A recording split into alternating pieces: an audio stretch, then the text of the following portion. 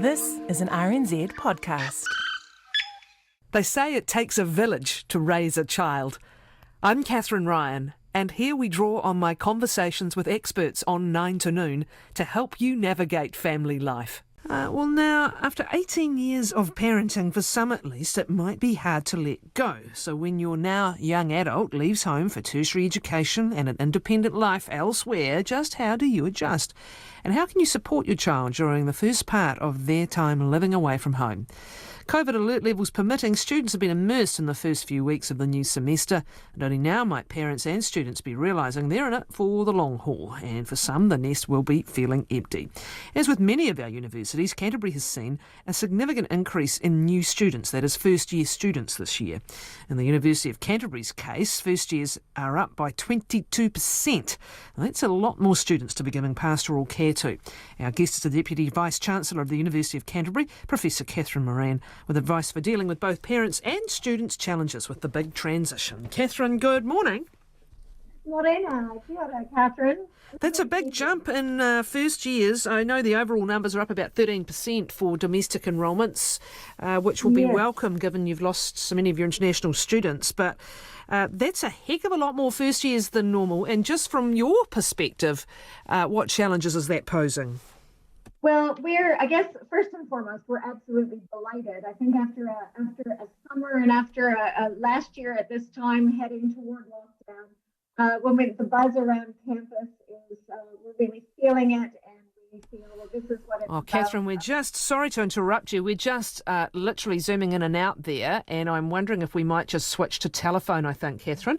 I'll just pop you back to our my colleagues, thank you. And we're just talking about the big number of first years enrolled at Canterbury University that she and the university are having to provide pastoral care for, so just pick up about the challenge of that, Catherine. Thanks, Catherine. Hopefully this is a better sound for you. As I was saying, we're absolutely delighted to have so many students on campus for a number of reasons, but mostly I think we all missed the buzz with the last year with the lockdowns and students having to go fully online for parts of the year. It's really exciting to see everybody on campus and the students engaging in courses and with each other, which is such a big part of it. We're not just a learning institution, we're an institution of connecting, and that's been really exciting for the students and for us. So from your perspective, the care that's needed, we'll come to the parents in a moment, but for your perspective, often many of those first years will be in halls of residence, right? A fairly high proportion? Yes, most of our first years are in halls, but there are a big proportion that also aren't in halls. And those students also need sometimes some extra care. So we put some programs in place like local lunches and halls without walls types of programs to make sure that those students stay connected as well to the community. Again, as I said, so much of university is about being part of a community, and part of that is learning, but also part of it's taking part in clubs and some of those other aspects we have on campus. O Week, I think, was during level 2, so that would have mucked with the sheer volumes a bit, I imagine, and various events. Yes, well, we were a bit lucky. Our Education, Health and Human Development students started their classes during that week, but our main activities were at the end of the week when we went down into back to level 1, so we were a bit lucky that way. We did have a challenge our second week of lectures when suddenly students found themselves at level 2, and where we were restricting some of the numbers in classes and encouraging more of the online learning. So that was a point where we really needed to make sure our first years were well looked after and that they felt they knew where they were going, what they were doing, and what to expect. Obviously, those first few weeks are particularly immersive for brand new students. There's O Week, there's the clubs and socks opportunities, clubs and societies opportunities around the place. There's student health there, which even quite early in their arrival, people might have need to call on. And just getting your head around, where am I going? Where are my lectures? What's my timetable? What's happening with young people at this point? And what should parents expect about the level of communication they're going to have? So I think you've absolutely nailed it. There is a lot of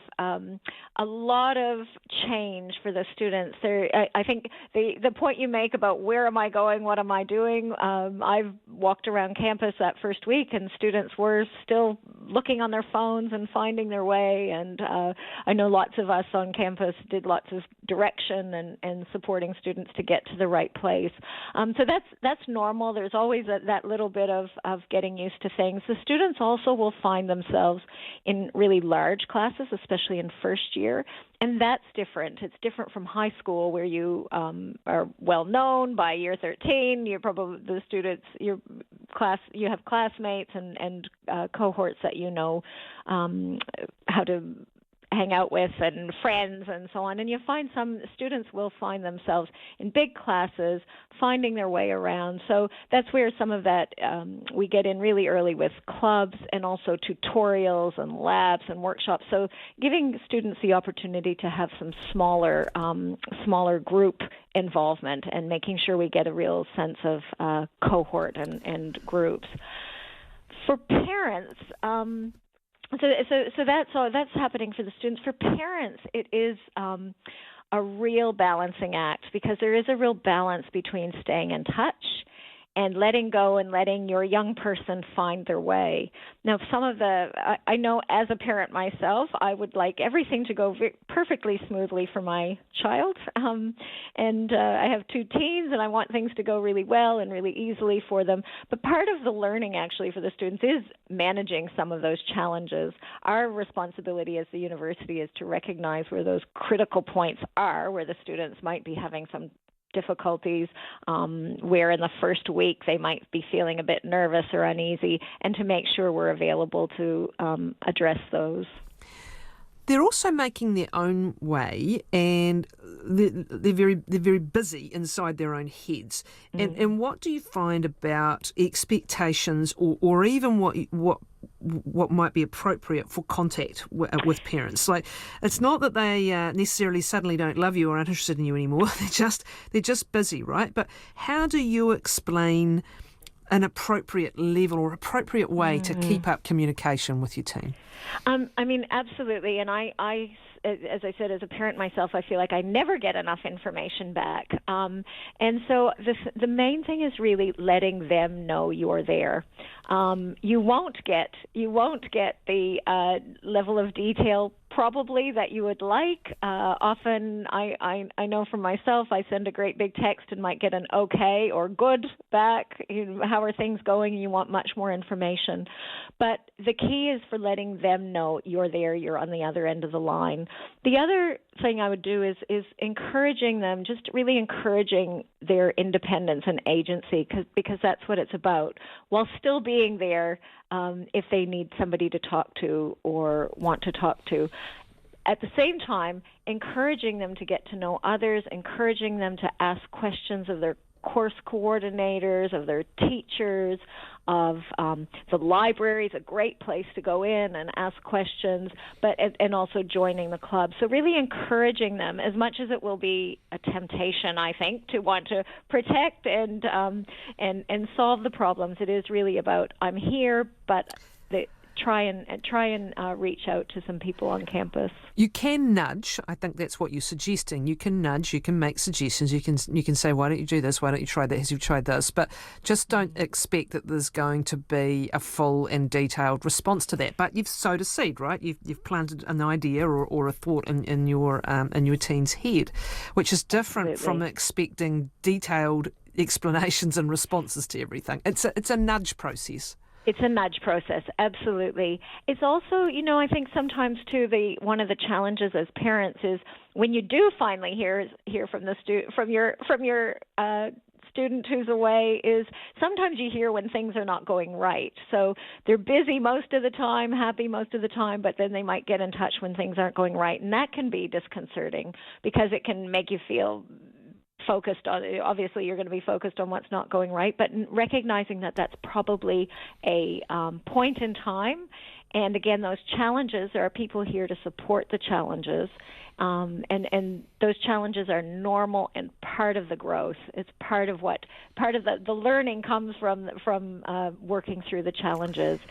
When is it important for parents to keep in touch, and what is the information that it is important to communicate across whatever the distance is, across the kilometres? What will they want to know from you? Well, I think what they really want to know is that it's, as I said, that you're there. But also I think sometimes we find that students will withhold information from parents because they're worried about the parent's reaction. And sometimes that's it's helpful for parents to understand that, students changing their courses or changing direction in university in the first year is really normal.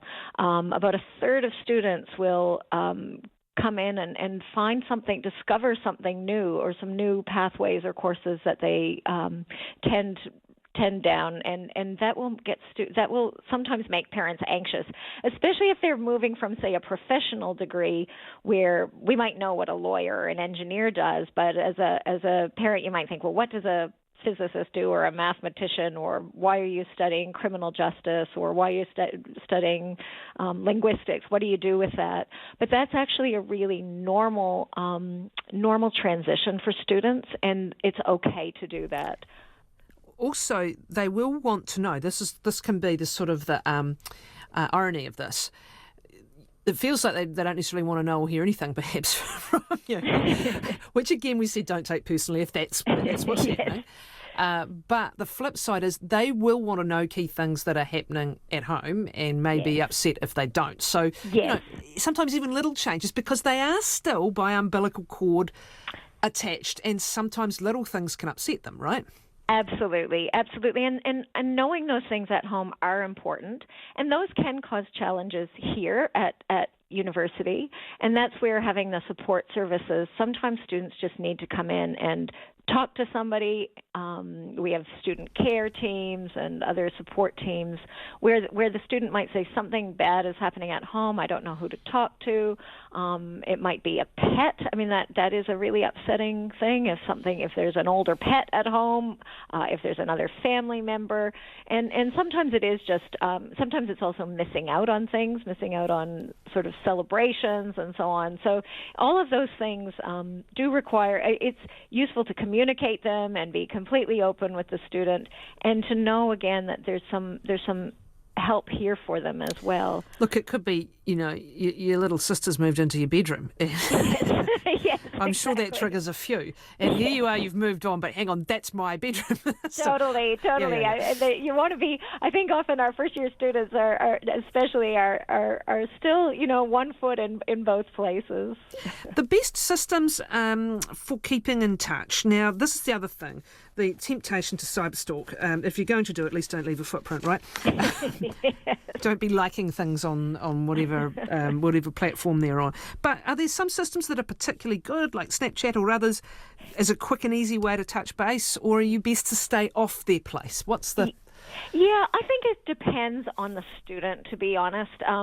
It's different relationships for different people. I personally do like to do Instagram with my kids, just because I see a snapshot and I kind of know things are okay, and I can make the odd comment like, get a job or study hard, or those kinds of little comments that just let the student know you're there. They let your child know you're there, you're in, but you're not meddling completely. But it really does depend on the student. I think Snapchat's another one that sometimes they want you there, sometimes they don't, and if they don't want you there, they won't open it. So that's quite helpful. Is it worthwhile also even sorting out before you go what the contact might be, what the minimum contact might be? Because, again, we know serious things can happen to students in their first years, physical illness, psychological and mental health issues. And is it good to have some basic ground rules about a frequency of contact, even from that perspective?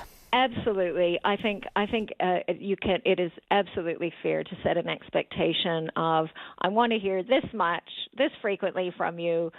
this much, keeping in mind you're encouraging the independence, but I do think it is that's a fair and reasonable expectation. I guess one thing to assure that might be assuring for parents, a system we have in place is for our first years, we work with the first year so that we can see how they're going in their courses. So not particularly, we're not looking at how their grades are going specifically, but the students can see how much time we can see how much time they're spending on their courses, and if it looks like they're falling off. So if most people should be spending around 4 hours and they're only spending 1 hour, we actually send a text to the students. So so some students will get a text from us saying, "Oh, we've noticed you've not been in looking at doing your work or doing your quizzes, or you haven't been taking part in the discussion forum." Now that's where most students will come back, and usually they jump right back online. About 50% of students will say, "Oh, oops, yep, I've got a little bit busy and I've lost track a little bit." But that's also a place where we for some students, if they don't respond, actually, then we will come in and we make contact with those students. And if we are concerned, we will contact the parent. The pressures that come on, money pressures, Yes. and study, I can't keep up with this pressures. What signs to look for in any communications you are having with your child? Or maybe they are keeping up, but they're keeping up too much and they're at risk of burnout. What are some of the key things to look for in that first year in particular? Absolutely. So we know that the sort of in the first 5 to 6 weeks, the common things that students who really start to flounder feel is course load, and feeling like they're not on top of their coursework, and also feeling like that they might not belong at university, that it's like a fear of failure. I just don't think I can do it. And the couple of things to encourage. One, it's normal to feel a little bit unsure at times, and one of the ways we structure our curriculum, and some of the assessments, and other tertiaries will do the same, is we often get assessments up early. One bad assignment, one falter doesn't mean that you can't do it. So it's about encouraging, getting that message around a couple of road bumps are normal, but to seek the help that you need.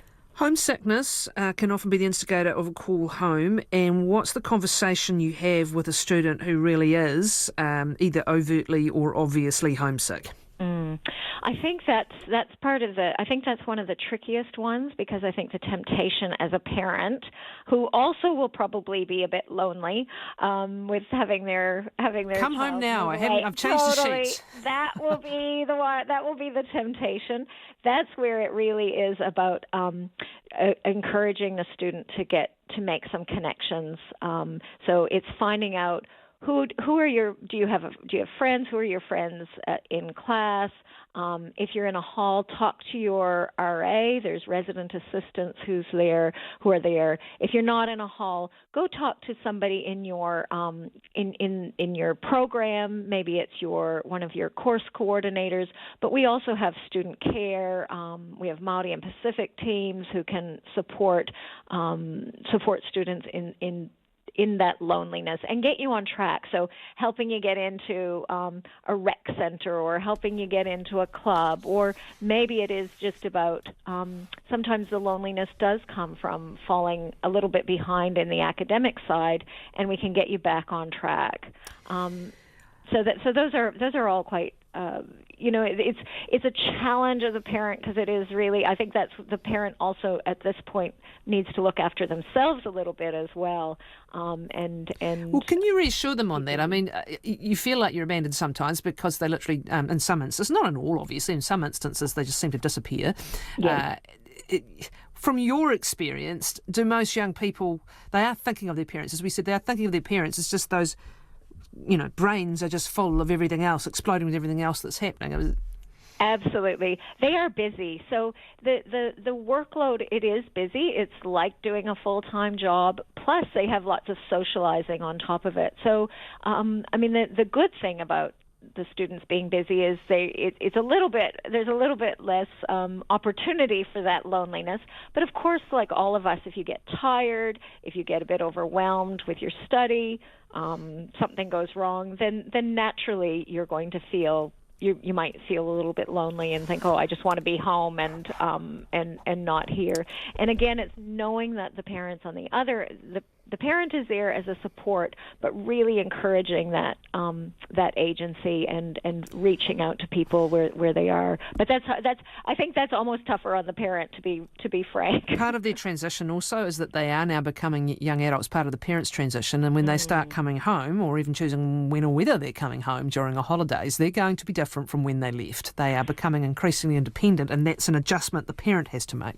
Absolutely. It's a big change, from when high school you're still getting lots of information about the grades that your child is getting, and you're getting information about whether they're at school or not at school, and that information suddenly is not there.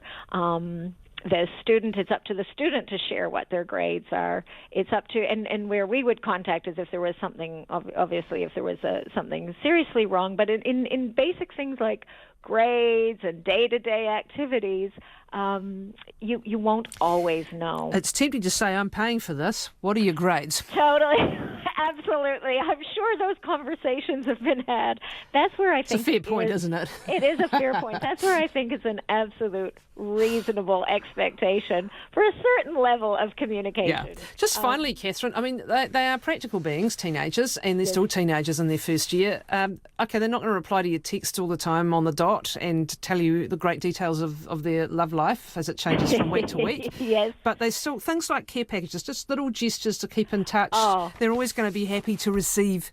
Nothing better than a care package in the mail with the favorite biscuits and the just little treats that only the family and whānau would know is really special. So I think those are always welcome. Thank you. Catherine Moran is Deputy Vice-Chancellor of the University of Canterbury.